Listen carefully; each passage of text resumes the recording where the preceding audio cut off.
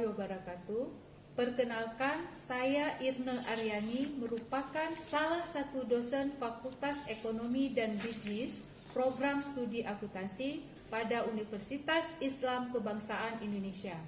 Video ini dibuat untuk melengkapi persyaratan dalam pengajuan sertifikasi dosen gelombang pertama tahun 2025, yaitu pernyataan diri dosen dalam unjuk kerja Tridharma Perguruan Tinggi PDD UKTPT dalam bidang pengajaran. Pada kesempatan ini, mata kuliah yang akan saya ambil sebagai contoh dalam video pembelajaran adalah mata kuliah Investasi dan Pasar Modal.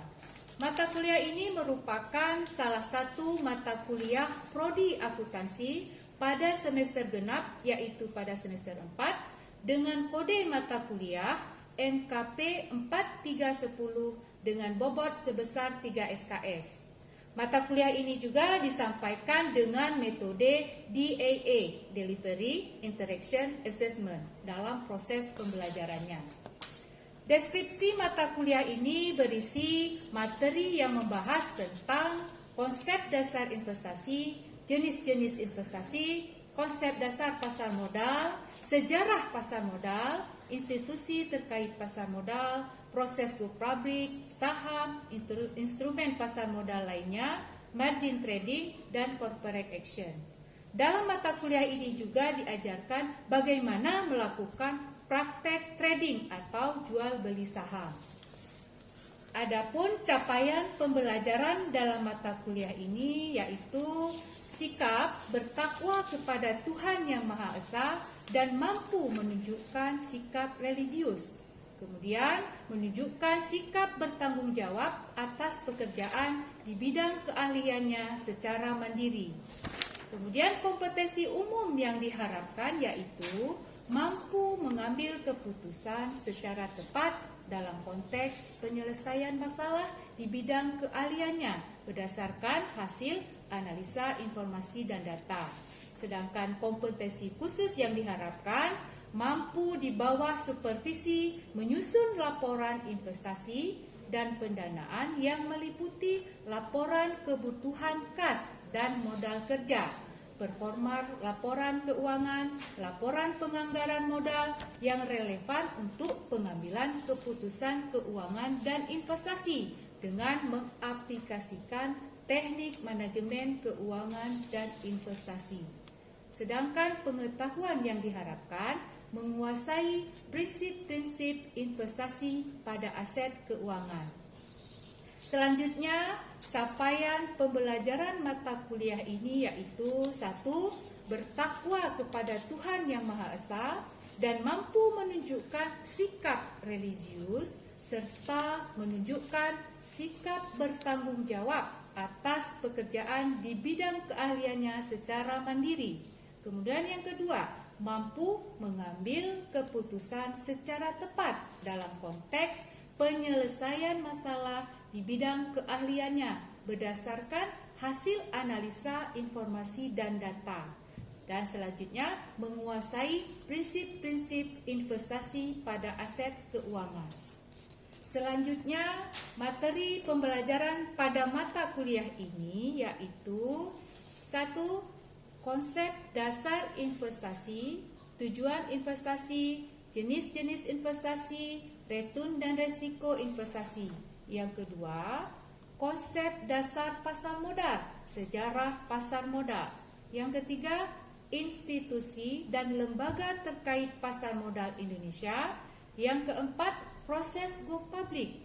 Yang kelima, saham.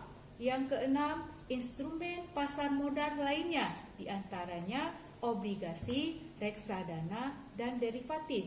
Yang ketujuh, margin trading. Dan yang terakhir, corporate action. Sistem pembelajaran pada mata kuliah ini adalah secara luring atau tatap muka. Pada mata kuliah ini, saya juga menerapkan metode pembelajaran case-based learning dan project-based learning.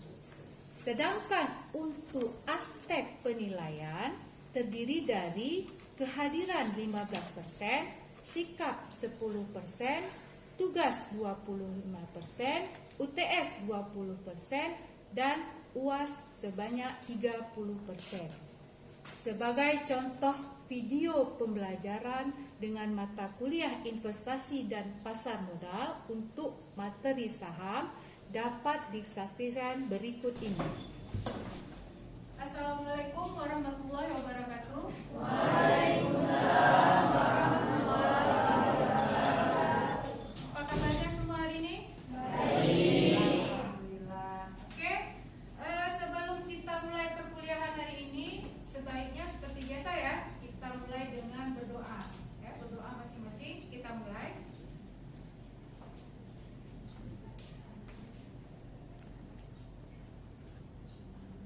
Oke, selanjutnya adik-adik saya mungkin akan absen dulu ya, seperti biasa.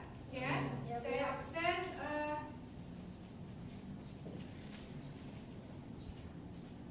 Mulai dari Fahara Zara Wildana. Oke, selanjutnya Adita Ananda.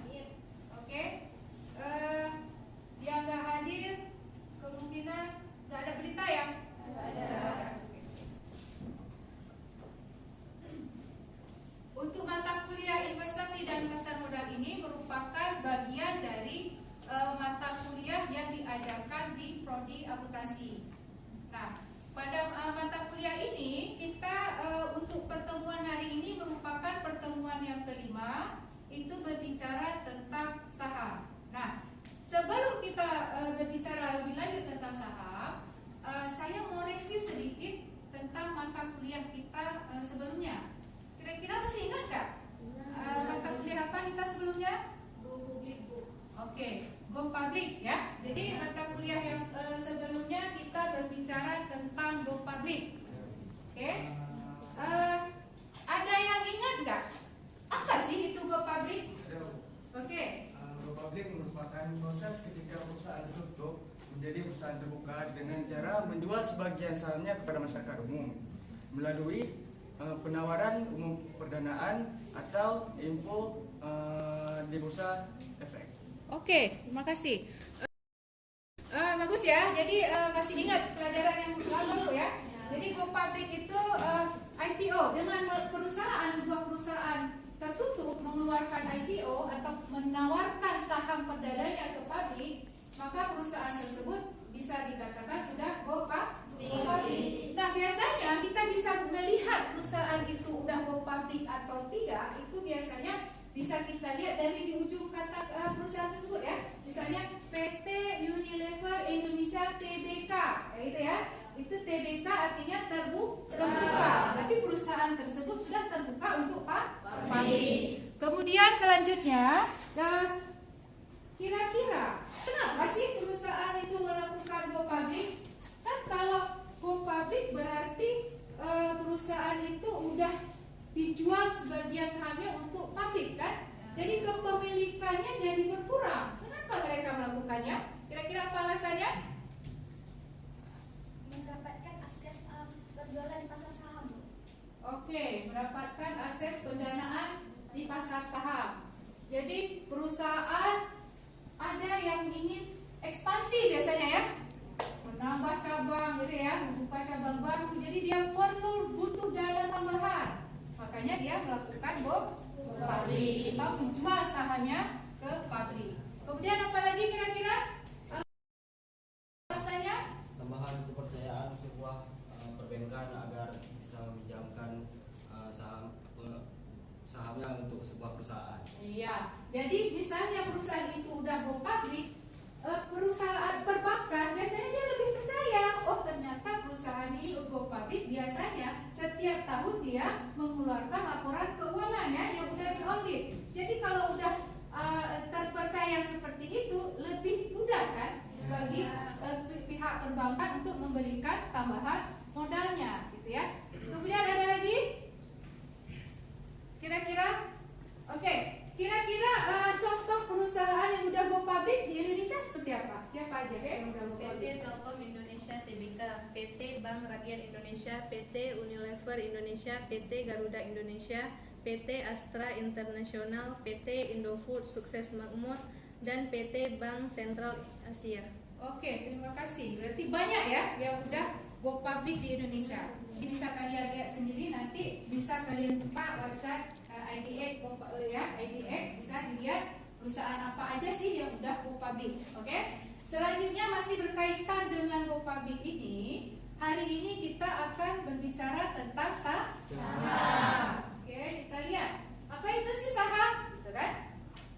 Nah, sebelum kita tahu itu apa saham, saya pengen tahu kira-kira apa sih kaitan saham dengan investasi? Saya Bu, saham merupakan bagian dari investasi dalam bentuk aset finansial. Oke, bagus ya jawabannya. Jadi kaitannya saham dengan investasi seperti yang mana udah kita pelajari ya di pertemuan kedua kemarin itu tentang investasi. Dia ada aset investasi berdasarkan aset. Itu terdiri dari dua jenis, yaitu aset real dan aset finansial. Nah, contoh aset real yang mana sih kira-kira? Saya Bu, aset investasi real atau nyata seperti emas, tanah, atau rumah, dan lahan atau logam. Oke, bagus. Kalau yang berbentuk finansial, aset finansial kira-kira siapa yang mau jawab? Saya Bu, jenis aset finansial adalah seperti kayak saham, obligasi, reksadana, dan deposito. Oke, bagus ya. Jadi setelah kita tahu kaitan antara saham dengan investasi, selanjutnya kita mulai dengan pembahasan hari ini ya. Apa itu saham? Nah, seperti yang kalian lihat, saham merupakan bukti atas kepemilikan suatu perusahaan. Jadi dari situ dia akan tergambar ya. Oke, jadi ketika kita membeli sebuah saham perusahaan, misalnya di sini perusahaan Unilever, oke, berarti di situ kita sudah menjadi bagian dari pemilik perusahaan Unilever. Hebat kan, kita sudah jadi pemilik? Persentase kepemilikannya setinggi. Oke, contoh produk yang dihasilkan Unilever kira-kira apa? Apa aja produknya yang biasanya dihasilkan oleh Unilever? Ada? Pepsodent, apa lagi? Rexona ada ya, Sunlight ya, es krim pun ada ya, Wos ya, Magnum gitu ya. Jadi banyak yang dihasilkan. Nah, ketika kita membeli salah satu produk tersebut, kita bukan hanya di situ sebagai konsumen, karena kita punya saham Unilever, berarti kita sudah berperan sebagai konsumen dan sebagai pemilik perusahaan tersebut. Oke? Selanjutnya kita akan berbicara tentang jenis saham. Nah, jenis saham itu ada dua, ya. Saham biasa dengan saham preferred. Yang dimaksud dengan saham biasa apa? Surat berharga yang menyatakan kepemilikan investor atas saham yang dibelinya. Ya. Kemudian saham preferred sendiri yaitu saham yang memberikan hak istimewa. Jadi ada hak istimewa dibandingkan dengan pemilik saham biasa, gitu ya. Jadi nanti bisa kita lihat lebih jelas di perbedaan antara kedua saham tersebut. Sebelum itu saya mau tanya, kira-kira ada yang tahu nggak contoh saham biasa apa aja contohnya? Oke? Saya Bu, PT Telekomunikasi Indonesia, PT Bank Sentral Asia, PT Astra Internasional, PT Unilever Indonesia, PT Indofood Sukses Makmur. Baik, bagus ya. Selanjutnya ada yang mau kasih tahu apa sih contoh saham preferred? Ya Bu, Oke, silakan Dek. contoh saham preferred adalah PT Mas Murni Indonesia dan PT Telekomunikasi Indonesia. Oke, terima kasih.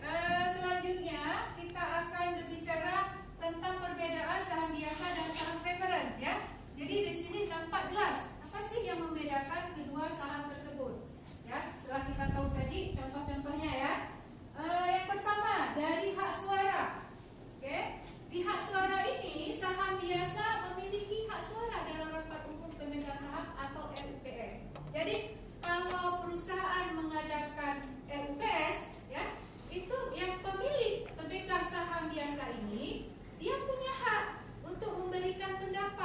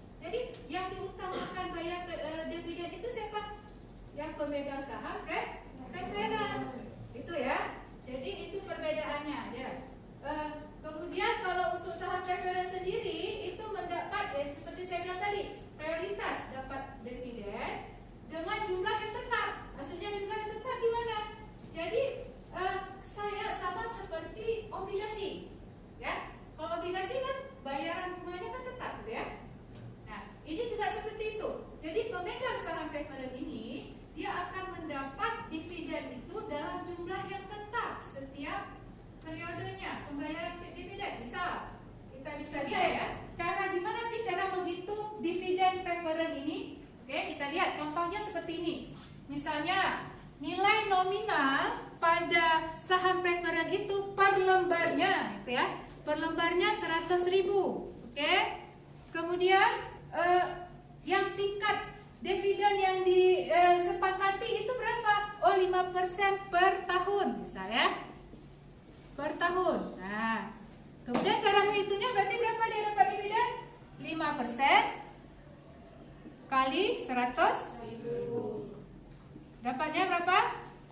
5.000 ya. Nah, jadi per lembar saham, pemegang saham preferen ini akan mendapat dividen 5.000 per lembar. Sedangkan setiap saham kita kan minimal beli berapa lembar? 1 lot kan? 1 lot berapa lembar? 1 lot ini minimal pembelian saham ya. 1 lot 100 lembar.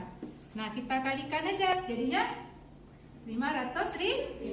Nah, berarti dividen yang diterima pemegang saham preferen ini yaitu 500.000 per tahun. Oke, berarti di sini udah kita tahu ya kenapa disebut mendapat prioritas dalam pembayaran dividen dengan jumlah yang tetap seperti tadi ya. Jadi setiap tahun 500.000 dapat dividen. Oke. Kemudian prioritas asetnya. Nah, ketika perusahaan terbangkrut atau terlikuidasi, itu perusahaan akan mengutamakan pembayaran kepada perusahaan pemegang saham preferen. Makanya nanti dikatakan di urutan terakhir dalam hal klaim aset. Maksudnya klaim aset ketika perusahaan bangkrut, perusahaan dia apa dulu yang harus diselesaikan, yaitu pembayaran utang kepada kreditor, kemudian membayar obligasi, kemudian saham preferen, baru yang terakhir saham biasa. Nah, gitu ya. Jadi saham biasa ini mendapat jatah pembayaran terakhir lah, gitu ya. Nah, sedangkan untuk saham preferen dapat prioritas, maksudnya dia lebih didahulukan dia daripada yang pemegang saham biasa. Kemudian dari segi potensi keuntungan. Nah, maksudnya apa? Keuntungan lebih tinggi ketika harga saham naik. Kalau saham biasa, karena diperdagangkannya ya di pasar sekundernya dengan mudah ya. Karena kan pernah lihat kan, di pasar itu dalam setiap jam bisa berubah gitu ya, perubahannya harga saham, kemudian banyak saham yang diperjualbelikan di pasar sekunder, makanya keuntungan itu lebih tinggi. Tadi istilahnya yang didapat dari capital gain ya, perubahan harga perbedaan selisih harga jual dengan harga beli itu ya, capital gain itu akan lebih banyak didapat oleh pemegang saham biasa. Kenapa saham preferen kurang pendapatannya stabil? Karena dia terima dividennya tetap, sedangkan dari segi capital gain itu dia karena sahamnya sedikit gitu ya, jadi susah, kurang diperjualbelikan gitu ya di pasar sekunder, makanya dia lebih fokus ke pendapatan dividen gitu ya, kira-kira seperti itu. Kemudian lanjut ke keuntungan saham. Nah, sebelum kita berbicara tentang keuntungan saham, sebenarnya apa sih, ada beda nggak investasi saham dengan jual beli saham? Kan itu ya pertanyaannya. Kalau secara lebih baik sama aja Bu gitu kan, tapi sebenarnya berbeda gitu ya. Dari segi apa berbeda? Kalau investasi dari segi jangka waktu. Jadi kalau kita investasi, kita fokusnya jangka waktu yang panjang. Misalnya kita beli saham perusahaan BCA ya. Kemudian kalau kita niatnya untuk investasi, kita tahan sahamnya minimal berbulan-bulan atau bertahun, kemudian atau 5 tahun kemudian baru kita jual ketika pendapatannya atau harganya naik, kan gitu ya. Beda dengan jual beli saham atau istilahnya apa? Trading ya. Kalau trading apa? Per jam kita ya transaksinya, ya kan? Dalam 1 hari bisa kita bertransaksi. Nah, yang dikejar di situ apa? Hanya capital gain, ya kan? Selisih harga jual dan beli, itu aja yang dikejar. Sedangkan dividen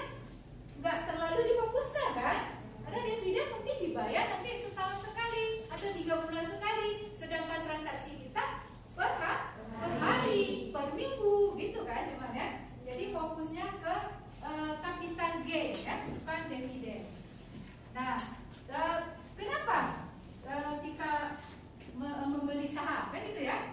Alasan apa sih kita beli saham? Kenapa nggak investasi di lain, kan gitu? Kira-kira karena yang dikejar oleh investor ketika dia membeli saham hanya ada dua, ya, dari segi capital gain dan dividen. Nah, seperti yang tadi saya bilang, kalau fokusnya untuk investasi, berarti yang kamu kejar adalah dividennya. Kalau kamu fokusnya untuk trading, jual beli, jadi yang kamu kejar apanya? Capital gainnya. Oke ya, seperti itu ya. Kemudian kita lanjut ke resiko saham. Nah, jadi ada keuntungan pasti ada resiko juga, ya. Malah dikatakan saham termasuk aset yang beresiko tinggi ya, karena saham juga termasuk mempunyai return yang tinggi, ya, imbal hasil yang tinggi. Oke, salah satunya risikonya apa? Resiko sistematis atau resiko pasar, ya. Resiko pasar yaitu resiko yang mempengaruhi seluruh pasar saham. Misalnya, contohnya ekonomi mikro, suku bunga, inflasi. Nah, kira-kira kenapa sih inflasi mempengaruhi saham, gitu ya? Siapa yang menjawab? Oke Bu, diversifikasi ialah tindakan yang memvariasikan berbagai hal. Contohnya di investasi, seorang investor membagi dana pada berbagai jenis asetnya. Tujuannya untuk mengurangi risiko. Oke, diversifikasi ya. Jadi di sini kita diversifikasi saham. Contohnya seperti apa? Kita punya modal ya, seperti yang ini tadi bilang ya. Jadi dana kita ini kita bagi-bagi ya dalam beberapa saham. Jadi nggak mesti beli satu jenis saham. Misalnya, oh saya punya uang 100 juta, saya beli saham, nggak cuma beli saham Unilever, ya. Jadi kemana? Oh saya mau beli saham Unilever 25 juta, misalnya kita bagi-bagi, ya. Kemudian saham apalagi BCA 50 juta, gitu ya. Kemudian saham BRI 25 juta, gitu. Itu namanya disebut diversifikasi ya, memvariasikan gitu ya. Jadi tujuannya apa? Jadi ketika misal saham Unilever turun gitu ya, jatuh bangkrut, kita nggak bangkrut sekalian ya, masih ada saham-saham yang lain ya, yang mungkin nanti di saham BCA naik ya, saham kita. Seperti itu ya tujuan diversifikasi. Kemudian analisis fundamental dan analisis teknikal. Ada pernah dengar? Ya, siapa yang menjawab? Oke, silakan. Jadi, analisis fundamental itu adalah metode analisis yang digunakan untuk menilai suatu aset. Contohnya seperti nilai laba rugi, laporan keuangan perusahaan. Dan analisis teknikal adalah metode analisis yang mempelajari pergerakan harga dan volume perdagangan di pasar. Yang maksudnya metode analisis yang mempelajari tentang pergerakan naik turun harganya suatu perusahaan, suatu barang. Terima kasih. Berarti kalau analisis fundamental ini tujuannya apa? Sebelum kita berinvestasi, sebelum kita menentukan saya mau beli saham apa ya, kan gitu ya. Nah, kita analisis dulu secara fundamental. Maksudnya secara fundamental kita lihat laporan keuangannya seperti apa gitu ya. Jadi bagaimana selama ini laporan laba ruginya, laporan neracanya dan sebagainya gitu ya.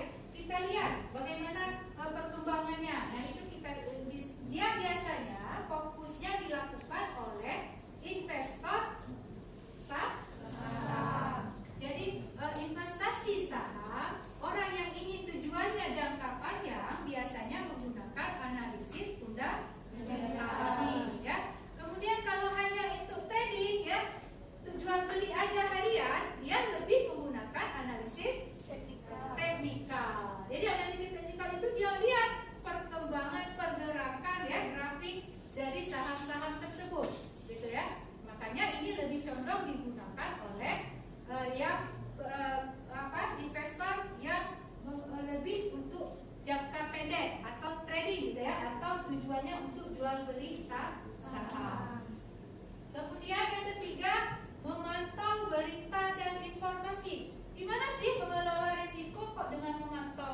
informasi dan berita, ya jelas kita nggak boleh ketinggalan berita, kan ya?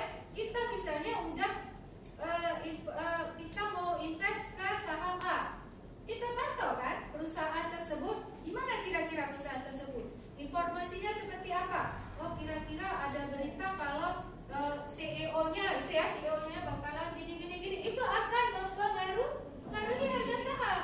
Jadi kira-kira kita lihat informasi beritanya negatif, kita bisa langsung menjualnya atau sebagainya. Jadi cara mengelola risiko saham seperti itu ya, dengan melihat atau memantau berita dan informasi tentang perusahaan saham-saham yang akan kita investasikan. Gitu. Oke, untuk menambah referensi kalian bisa buka Google Scholar. Kalian bisa lihat penelitian saya yang berjudul Pengaruh Capital Education dan Financial Leverage yang dimediasi oleh profitabilitas terhadap nilai perusahaan. Nah, nilai perusahaan di sini diproksikan dengan harga saham. Jadi ya, sebagai tambahan untuk ini kalian ya. Silahkan dilihat di Google Scholar. Demikian untuk pertemuan hari ini. Saya ucapkan terima kasih. Assalamualaikum warahmatullahi wabarakatuh.